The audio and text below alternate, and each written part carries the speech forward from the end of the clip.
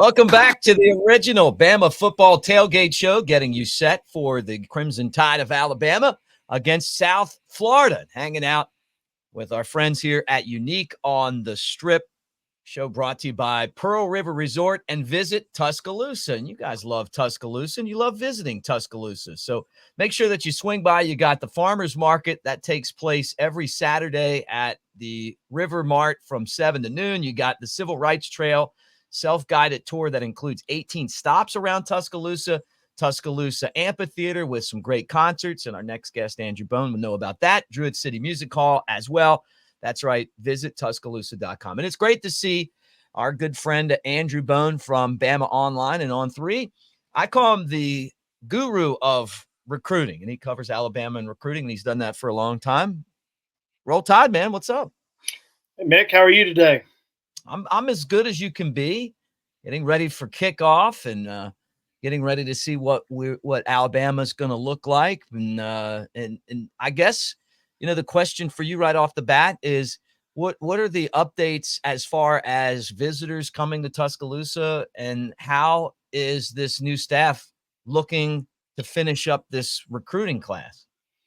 Yeah, I think for the season opener last week, you had kind of more recruits, more targets, more commitments who were in Tuscaloosa because they wanted to see the first game. They wanted to be there for Coach DeBoer's game against Western Kentucky, even though competition might be a little bit better against South Florida than it was against the Hilltoppers. They just wanted to see how everybody was going to perform. Whether it was the offense and the defense.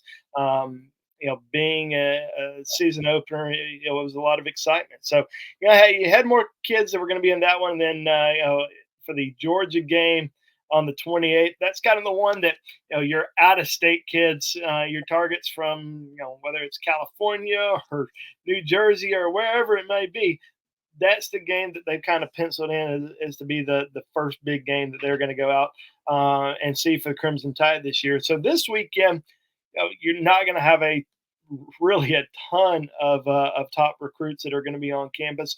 One guy in particular that we're watching this weekend, or at least Alabama fans should know about, is Caleb Cunningham, 5-star wide receiver from Mississippi, committed to Alabama back in July, has been saying that all the right things, very solid, but he has continued to take some visits. Visited Ole Miss and Mississippi State in late July before making a trip over to Tuscaloosa for that Champions Cookout on the 28th. Went back to Ole Miss last weekend for their game against Furman. A lot of people looked at that. Well, why is he going to that game instead of the Alabama home opener? Well, about a 30-minute drive, probably. A little bit easier to get over to Oxford than it is to Tuscaloosa, which was about a 3.5-hour drive for Caleb. But quickly making a trip back to Alabama this weekend. After that visit over to Oxford, and he's also set to visit on the 28th for that game against Georgia. He says that his commitment's very solid. Does that mean that other schools are going to stop recruiting him? No, he's a 5-star wide receiver, one of the best players in the entire country. So that's going to happen all the way through signing day, until signing day. As long as you can keep them on board, keep getting them back on campus for these visits and these game day atmospheres, I think everything's going to be okay. But yeah, this weekend, what we're looking for is, who else is going to show up on campus. Last weekend, we saw a couple new offers that happened. Mason Dunn out of Tupelo is a commitment to Ole Miss.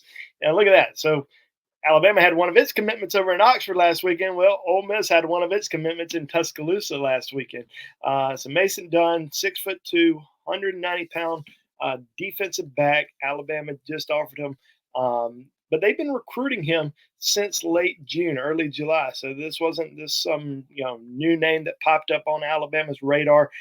They've known about him, wanted to watch him a little bit during his senior season, and once they kind of evaluated some film, brought him in for the game, then extended the offer. So that's a new name that we're talking about a little bit more. And Tavius Richardson, who's a USF commitment out of Georgia, was also in Tuscaloosa last weekend, a safety that received an offer from Alabama during that visit. So a couple new names in the defensive backfield that Alabama's starting to talk to and very much interested in to begin the season.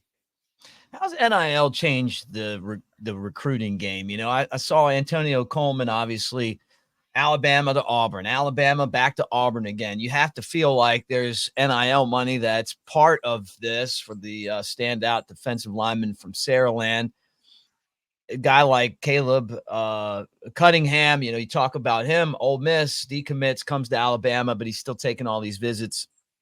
How has that affected recruiting, and how is Alabama dealing with the NIL aspect of it? Well, I think that Alabama's handled it as well as they could have, and to this point, last year we used to call it the Saban discount because Alabama's NIL wasn't I don't think they were in the top 10. I don't think they were in the top 15. They may have been in the top 20 as far as what their NIL fund looks like, but they're starting to grow a little bit. They're still not in the top 10. Pete Neckos of On Three Sports put out a story a couple weeks ago of the top. I think it was the top 15 NIL programs in the country right now, as far as how much money they've got to work with, and it's not for all right. Here's X number of dollars for recruiting.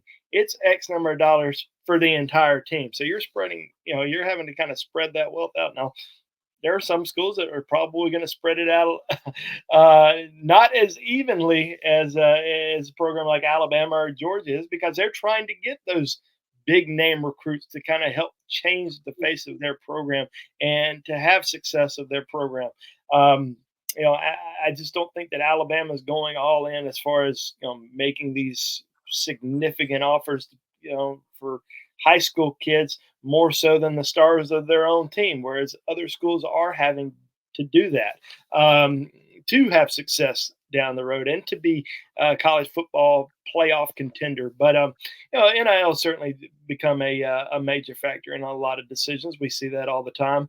More so now than ever before, because the numbers keep on growing. But Alabama has been able to handle it, really well. They've got the number 2 recruiting class in the country. They've recruited kind of all over the country in this class. A lot of people are upset that Alabama hasn't recruited in-state as well.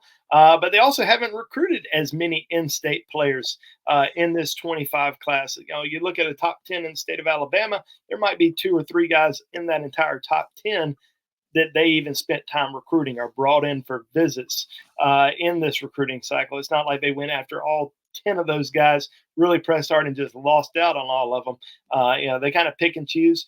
And when Alabama looks at their, rankings of top players throughout the country, let's say quarterback or running back, you're not looking at who's an in-state kid. You're looking at who's the best player that fits our program, who's the best player that you can potentially go after. So you look at quarterback, best quarterback in the country, or at least in the top 3, Keelan Russell out of Duncanville High School in Texas. Alabama was able to get him, to flip away from his commitment to SMU. So, you are recruiting the best players in the country. You're not just recruiting the state of Alabama.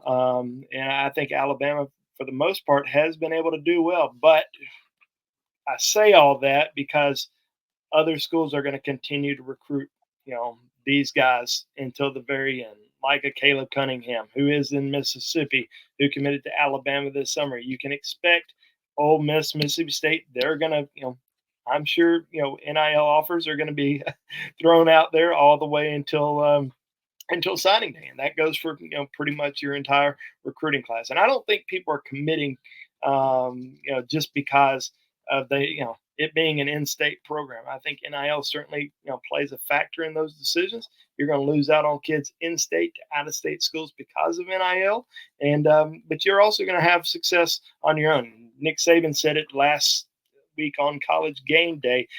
If you're going to be paying players, you better be paying the right players. And I think as long as you're going after the top guys and giving the top guys the the top NIL dollars, you're going to be all right.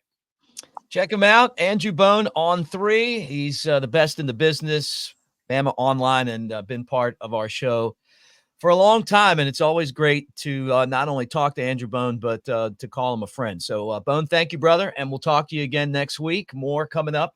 The Bama Tailgate Show right after this.